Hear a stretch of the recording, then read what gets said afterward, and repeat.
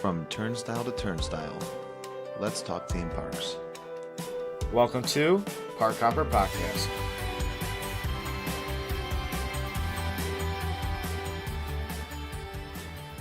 All right, so I'm actually, if you're listening to our Park Hopper Podcast right now, I'm recording with Dom Ivko, and if you're on my Instagram TV right now, you're going to see this a little ahead of time, because right now, Dom and I are recording our podcast for one of our numerous social medias this morning, Saturday, to be posted tomorrow morning on Sunday.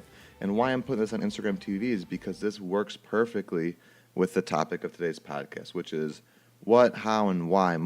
Probably we'll talk mostly about why we do social media, why we vlog, why we Instagram, why we Facebook, why we Snapchat, and like how we've incorporated it into life, what it's changed, what's good, what's bad, the nitty-gritty, all that good stuff. So, Instagram TV, go to Park Hopper Podcast, check it out on Amazon Play, Podcasts, iTunes, app on your iPhone, or just go to Podbean and search Park Hopper Podcast, or just Google it. I think it's easy. But get ready for tomorrow morning where we talk social media. Social media. We talk social media. So yeah, right there, everybody, Instagram story is off, and that's what I think was a good segue. You know, real live, in-life example of what we do as social media content creators. Don't you agree, Dom? I do agree. Let me post this now. I got to get all my hashtags and everything. So, Dom, how do you want to go about this? Why? Let's go through history. You know, let's talk about you and I and what we've done in social media. Well, Peter, you forgot to intro, so I'll do that. Thank you for listening to the Park Hopper Podcast. My name is Dominic Ivko. We're here with Peter Hotshot Brookhart, a.k.a. Walt Disney Wannabe, a.k.a.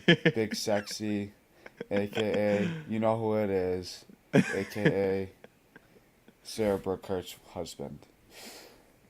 And we got best title that you said there. Yeah, that's it. We got a very good episode today. It's something very different than we have ever done. It's really, for the most part, doesn't have to do with a theme park in general, but theme parks are obviously the reason we started our social medias for the both of us. So that's kind of how it relates.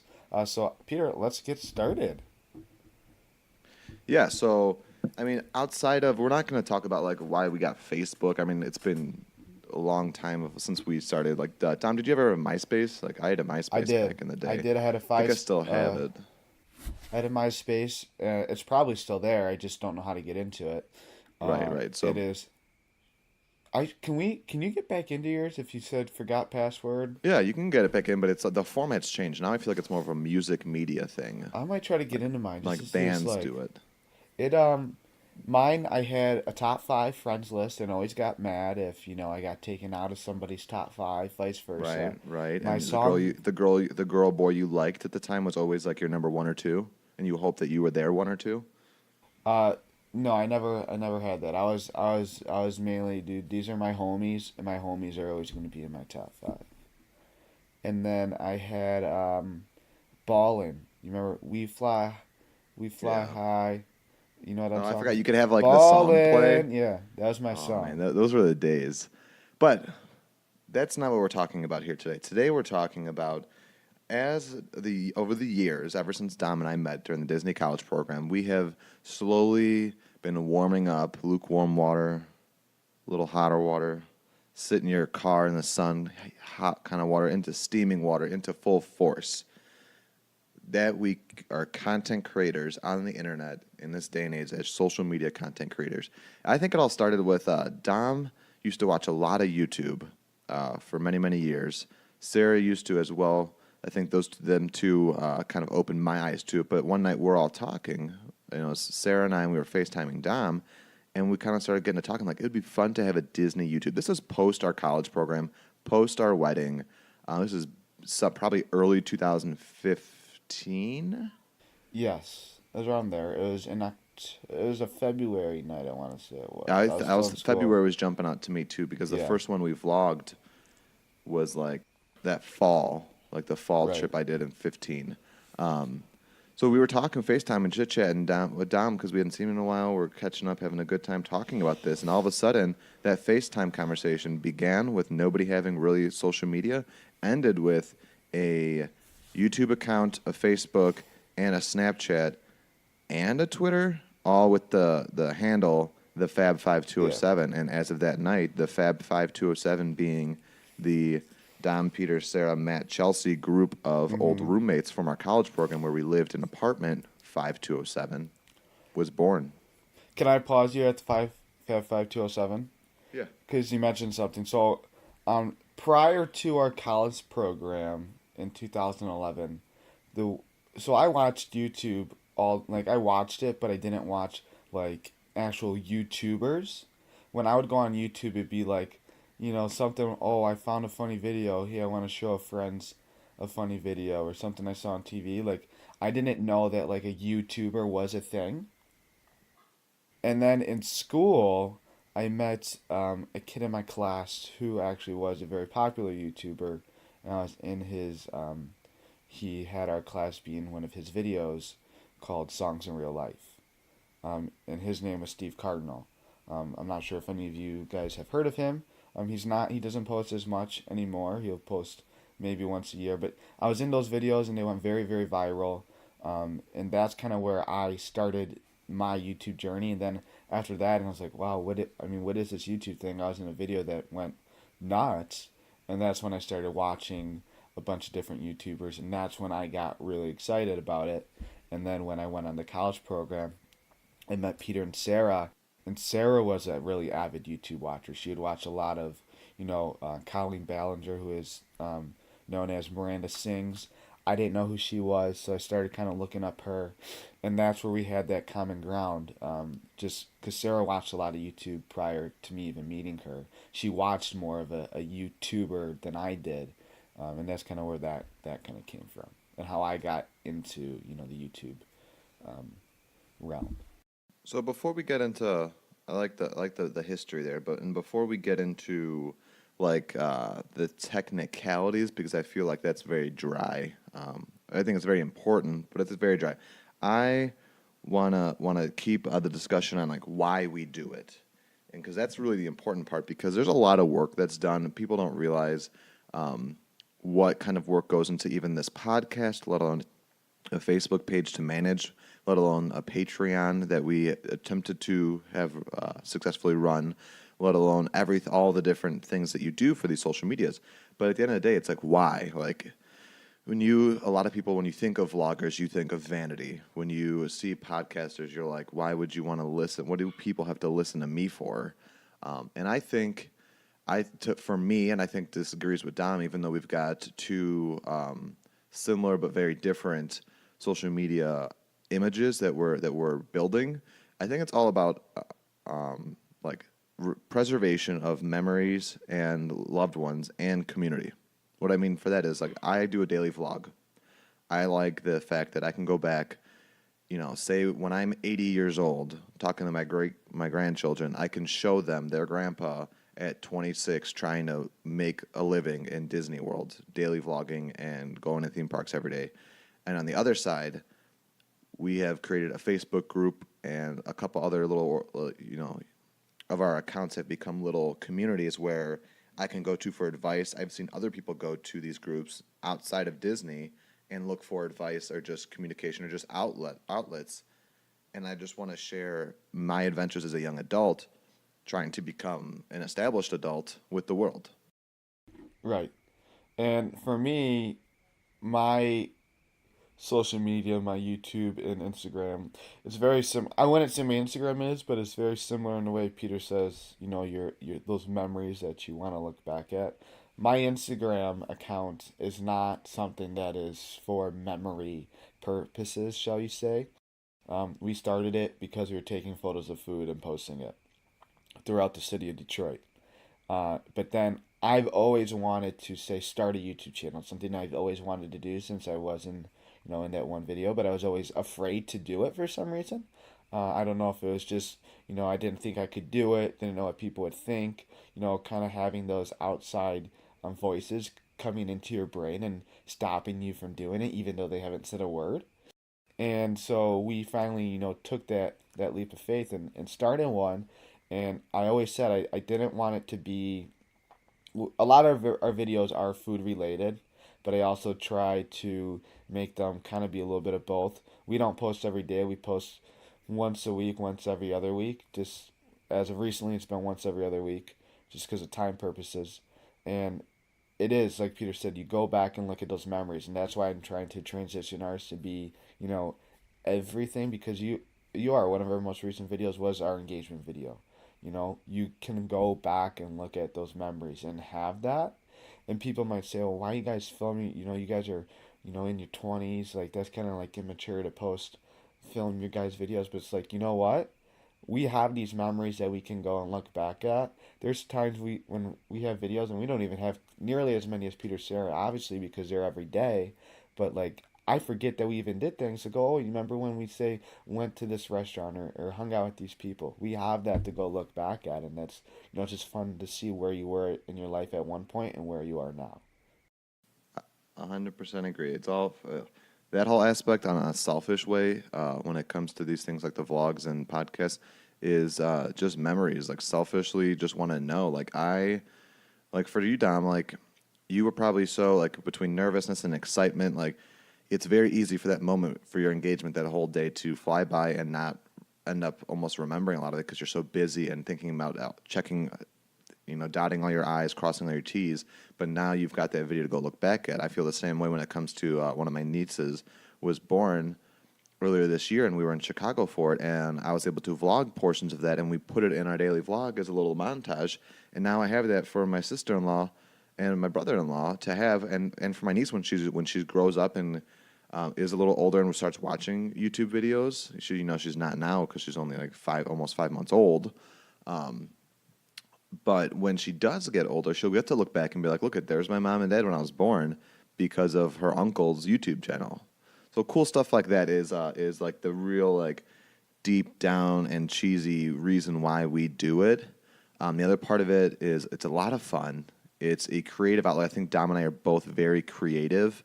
And I think we came up in a very unique day and age where when we were even kids, social media wasn't a thing. Internet wasn't a good outlet for creativity. And now I feel like we are kind of in the Wild West right now as the internet comes into maturity and all these different things are always evolving and changing. Just this past weekend, Instagram TV came out. That's what I just posted. That little clip on at the beginning of this podcast was, and it's always evolving about how you can share your content, how you can make it, and who you can share it with. I didn't think in a million years that I'd have over 3,000 subscribers on YouTube on my daily vlog. One, I never thought I'd have a daily vlog, and now I've got over 3,000 subscribers and an avid Facebook group that some days almost could care less about Sarah and I. That it's become a little village that they're talking to each other. Someone was like, "Hey, I've never done this before. Like, I'm thinking about moving to a different state." Not to Disney, but away from family to pursue X, Y, and Z. What I need some advice. What are you guys thinking? And I saw different people coming in who don't know this person in their entire life, but like sharing their life experiences by their own or their family and friends. I get messages sometimes where like, a viewer was like, I was talking to my friends or I was talking to my brother last week at a family party and was explaining what you guys were doing with this whole move to Florida and do social media and live in and try to find the magic every day and happiness. And my brother was like, they sound like your best friends or they sound like one of our siblings, like the way you're talking about you. But I think a thing is, and that goes even a step further into the cheesiness, is I think what Dom and Vic are doing, what Sarah and I are doing, I think we also just like to creatively exude happiness because it's so hard. Like Dom, I'll put you on the spot. I do it a lot more than you, but you kind of own it. You don't really watch the news too much, and that's a good thing, Right. right? Yeah. And I agree with that. I think a lot of people. It's unfortunate that there is so much. It's so easy to find negativity in the world, whether it's news or Twitter or internet or anywhere. It's so easy to exclaim and to share negativity in the world on a small scale or a grand scale. It's so hard. There's an old rule of thumb. It's like for every compliment like a company or a restaurant or hotel will get, there's going to be 10 to 15 negative comments because people don't share the happiness. They don't share the good comments. It's so easy. You get angry and you go on Yelp. You get angry, you go on Twitter. You get angry, you call your mom and your sister and your cousin, your best friend to tell them about the bad that has happened. But in this world, there's not enough people going out there and saying the good, even in the small thing of like, hey, I had a great time playing dominoes with my friends last week. And you think, who cares about that? But I'd rather hear about that than hear about what's ridiculously going on in some other country or a town over or a state over. Right. And I think something for me, even in that term, in that sense, is that I don't have a personal Twitter account, a personal Instagram account, which some people might be surprised by, especially with Instagram, just that being kind of our big thing. And that is, I mean, social media can be very, very negative. I mean, that's with anything. If you look at anything in this world, it can be used as a positive or it can be used as a negative. Social media is something that is very big in our life right now. So I try not to go on Facebook that much. It's on my phone just because I have to have it for my Instagram account because they're linked together.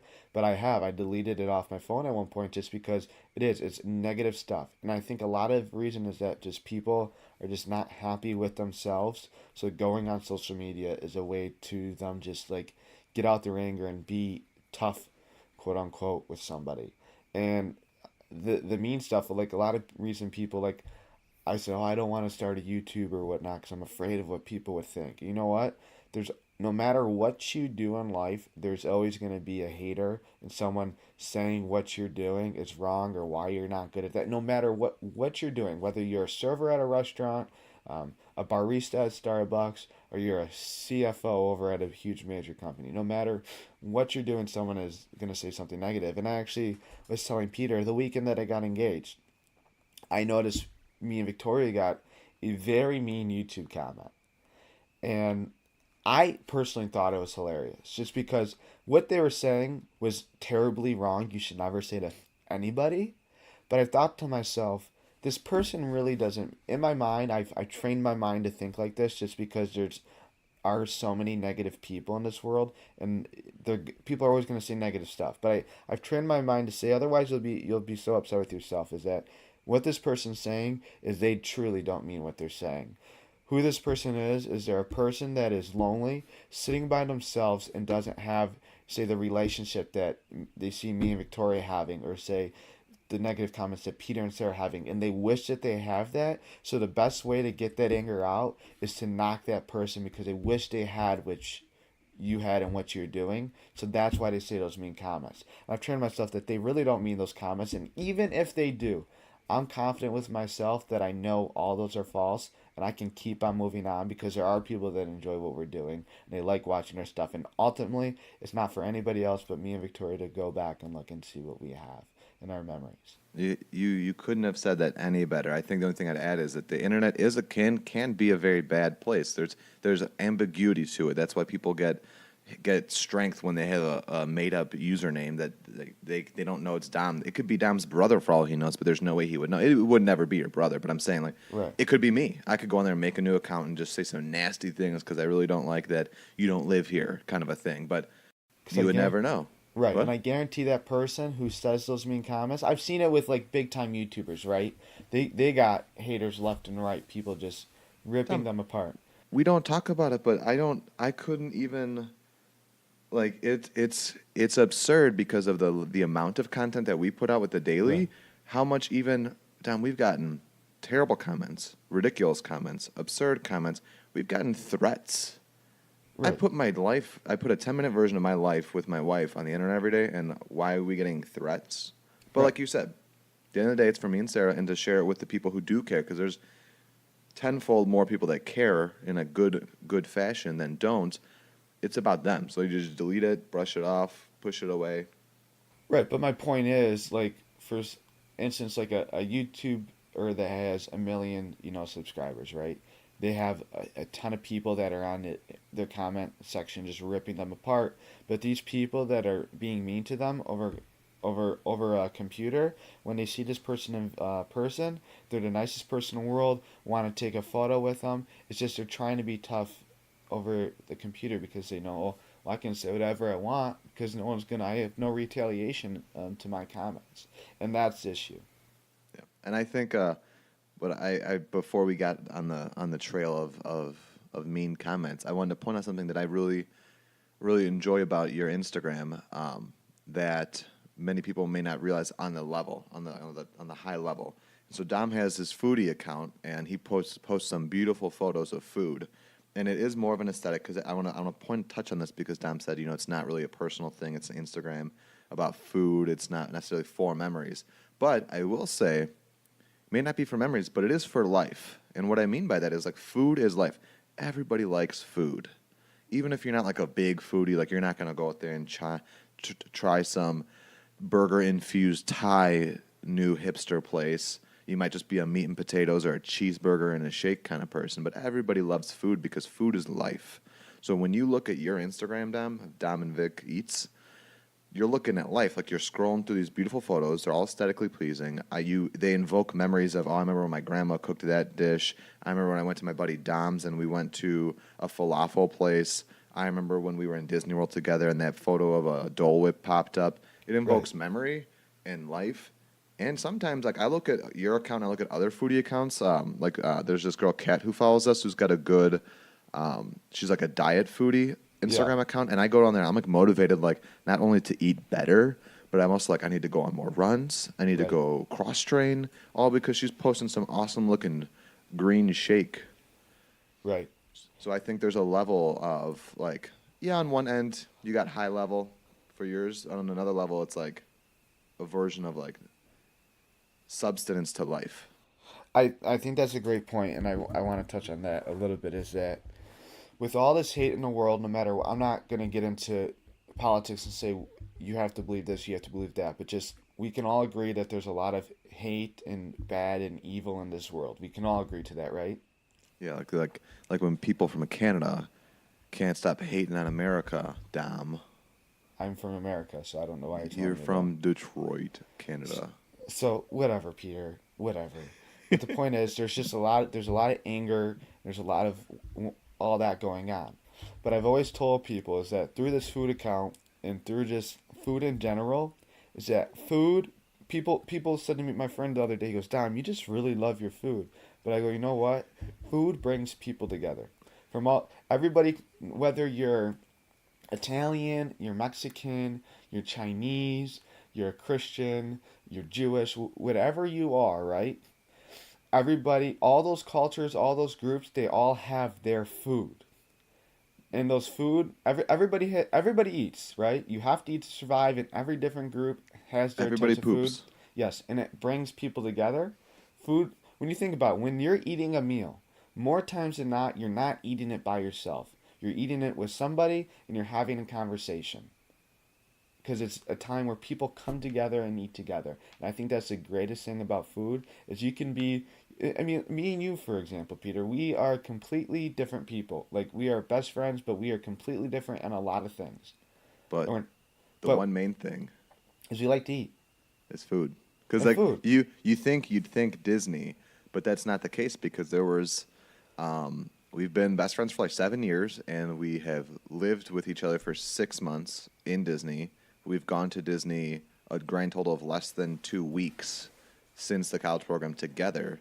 So majority of our friendship has not been in or around Disney, but we've sure has gone to Chicago and Detroit, and we've eaten lots of food, and we've Right. talked about lots of food. That's just, if you had two different groups of people, two groups that hate each other, right? And you sat them down and they just ate food together, they have that common ground, and I'm pretty sure they could have somewhat of a civil conversation because that food brought them together.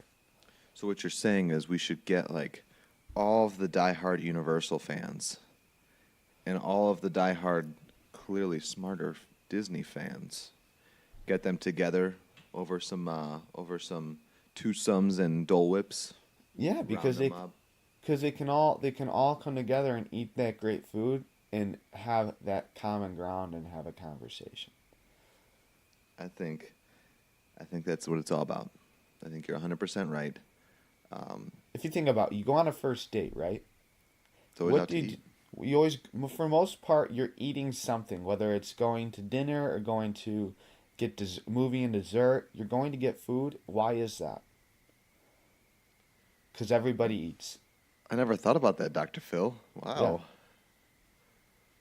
everybody eats. Are you sure you're doing the you're working in the right field? I think you I should, should be I should be a therapist or a counselor. I know that already. or a motivational speaker. Yeah, it's too late though. I already went It's to never school.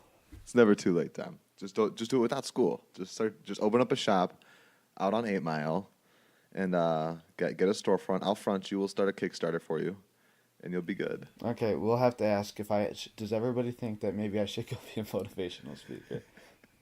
I think so. You know I'll what come to Gary a V city. gets? You know Gary Vaynerchuk gets paid per motivational speech. I'm sure he does. You know how much? Probably at least 10 grand. Oh, damn. 10 grand. That was years ago. Well, I'm not doing it for the money. I'm doing it because I want to motivate people to do what they love. There you 'Cause go. sometimes, That's right. That's the answer. and that the thing there too is sometimes motivational speakers, like I might be telling you something. When I tell somebody something that I think could be like motivational or try to get them started right, sometimes I'm telling them that, but I'm also listening to the words that I'm saying to help motivate myself as well. It's not just telling somebody else it. If I'm telling somebody go follow your dreams, I'm also telling myself to go follow my dreams as well. Yeah. You always have to. You're always like remolding yourself. Yeah. I think because we'll get this question a lot. Just to divert back to like the technical side of the social media is like why, and I think I touched point on this in a vlog recently, but I know many people listen to this and not to either of our other social medias, which is perfectly fine. And that's kind of what I'm going to segue into is I get questioned a lot like we daily vlog, which some people think is too much. Like how do you guys manage to film, edit, and post a video every single day? And we also get like why do you have so many accounts? And you know, Dom is very tunnel visioned. He's got his Instagram and his vlog, which is great. Like they've got a great like system going.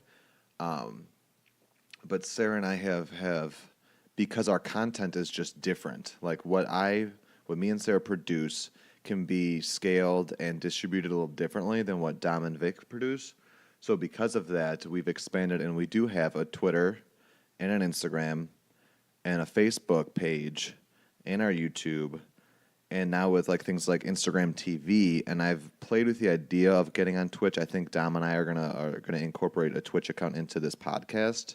But there's a guy by the name of Gary Vaynerchuk. I've talked about him before. He's in New York. He is a social media like guru and motivational speaker, and he uses the phrase friction. He goes, remove whatever friction is between you and your audience. You need to remove it. So many of you, and this is a perfect example, won't watch Dom's YouTube videos or won't watch my YouTube videos, and it's because you have to watch them. That means dedicating some of your precious time every day to watching it. Whereas right now on this podcast, you could be in your car, you could be on the train, you could be on a run, you can be exercising, you could be running a marathon right now, and if you are, props. But you could just listen. You could go, hey Alexa, right? Like literally, we mentioned it last week, but hey Alexa, play Park Hopper podcast, and it's gonna pull up our podcast. Now you can walk around and do grocery shopping, clean your house. It's easy. So if there's somebody who's on, like Dom's not on personal Twitter, but he's on Facebook.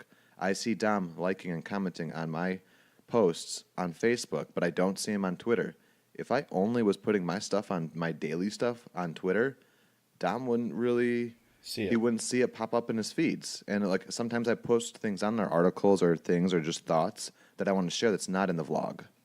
So I think that's another reason why, and I'm very lucky that I got a good partner in Sarah that we kind of divvy up who takes care of what. Like Sarah does more Instagram story when we're in the parks. I do Facebook story.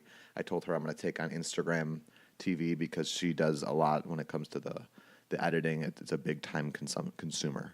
But it's all about removing the friction. I want to talk to you. You know, I want to talk to Dom. I want to talk to you listening. I want to talk to you running that marathon. I want to talk to you, the family that says hi to us in the theme park. I want to talk to you guys in any way. And I think kind of, since you mentioned Instagram TV, I think, because we're kind of running close on time, we can kind of mention like where we think kind of social media is going. And I think Instagram TV is kind of the big thing right now.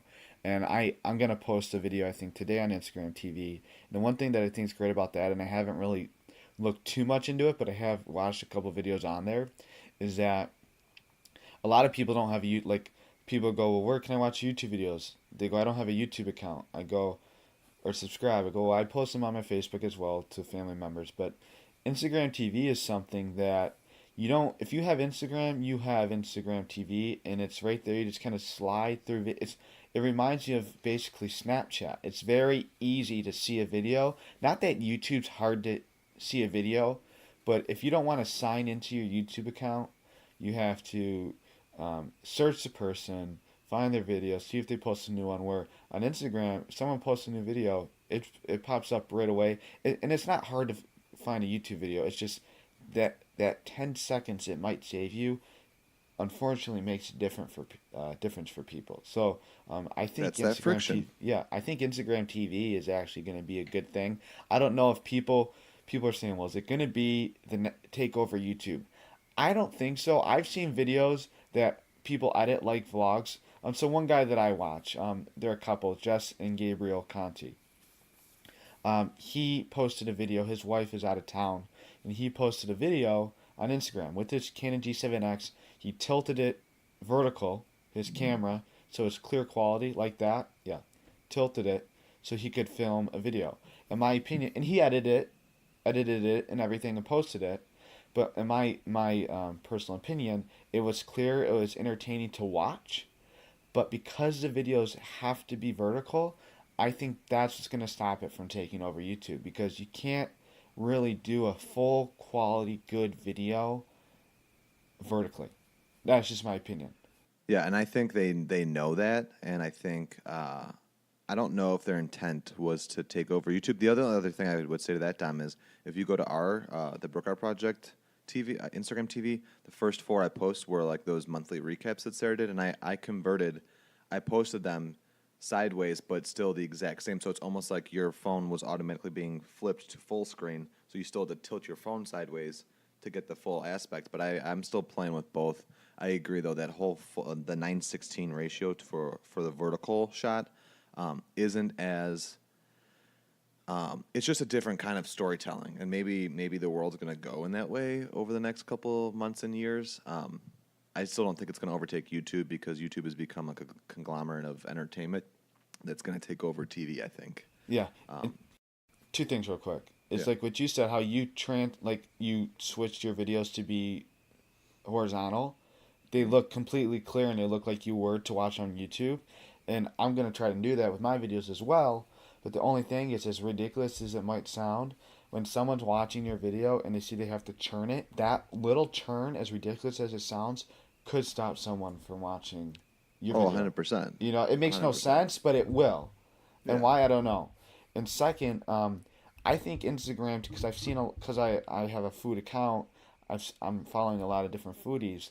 I think Instagram TV is going to be great for food Instagram accounts that say don't have YouTube channels like myself, because they make quick edited videos at the restaurants. Like at iMovie, can quickly edit a video and post it, and it doesn't have to be a wide horizontal angle. So I think for food Instagram accounts, Instagram TV is going to be great for that.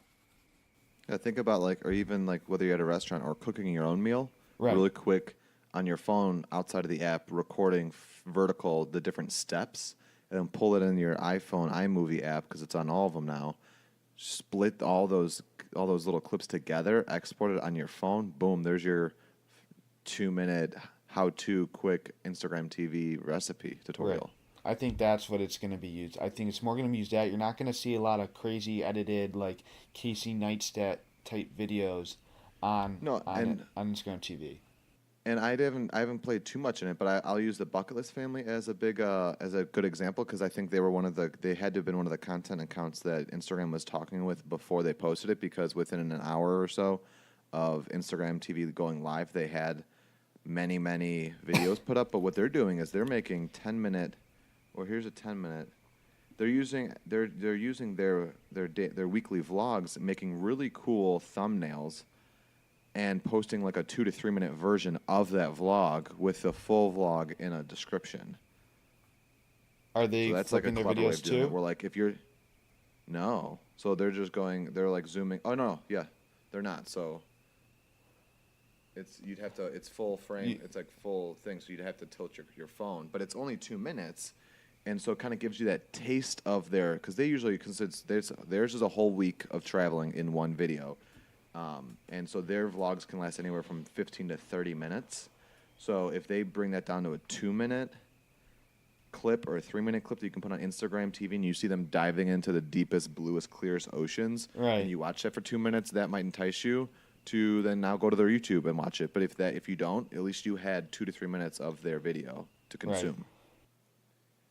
Well, I think we did a good job today. Today's not going to be as long of a one because we can just get real preachy, and or I could get real geeky about the equipment we use and ways we do things. But we just wanted to kind of touch base with everybody here on Park Hopper Podcast and be like, hey, this is a little bit of more who we are and why we're doing what we're doing. Yeah, and I think also you mentioned you did mention that we are researching to possibly start doing a Twitch account for this podcast. I think you should guys let us know if that's something that you guys would be interested in even watching. It would basically be us doing this live. Yeah, so essentially, right? any edits when Dom starts cursing and all those Canadian swears, you would Right. see that live, unedited. I'm trying to figure out a way. I think there's a way for Dom and I to both, since he's in Detroit and I'm in Orlando, to us both. I want to see if there's a way for us to basically do a split screen of half of the Twitch screen being me, half the Twitch screen being Dom. But I got to figure out how that would work to do that live on Twitch.